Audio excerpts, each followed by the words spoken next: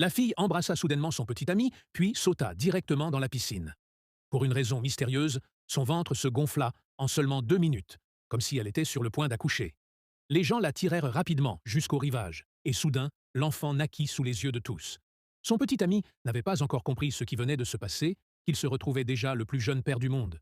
Mais elle n'était pas la seule. Des incidents similaires commencèrent à se répandre à travers la ville. Un homme borgne remarqua ce phénomène étrange et dépensa une fortune pour acheter ces enfants mystérieux.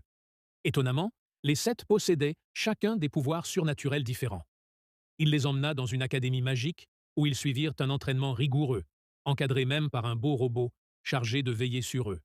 Leur formation comprenait la montée de dizaines d'étages chaque jour. Un jour, un braquage de banque secoua la ville. La police fut incapable de faire face, offrant aux 7 frères l'occasion idéale de démontrer leur puissance.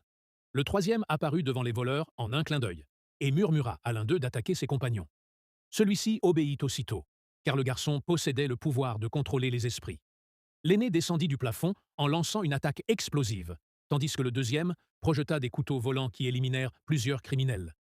Puis, le sixième entra calmement dans le bureau et se transforma soudain en monstre, écrasant tout sur son passage. En quelques minutes, les voleurs furent vaincus et les 7 frères devinrent les héros de la ville. Mais le destin les guettait. À peine un an plus tard, le sixième fut tué lors d'une mission, tandis que le cinquième s'enferma dans une boucle temporelle, ne laissant plus que 5 d'entre eux. Ils durent se séparer. 10 années passèrent.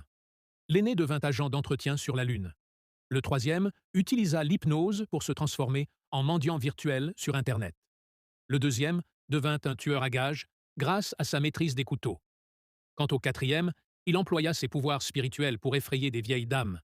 Mais l'aîné refusa de croire que leur maître s'était suicidé et accusa le deuxième de l'avoir assassiné. Soudain, le ciel se déforma et une gigantesque tempête bleue apparut.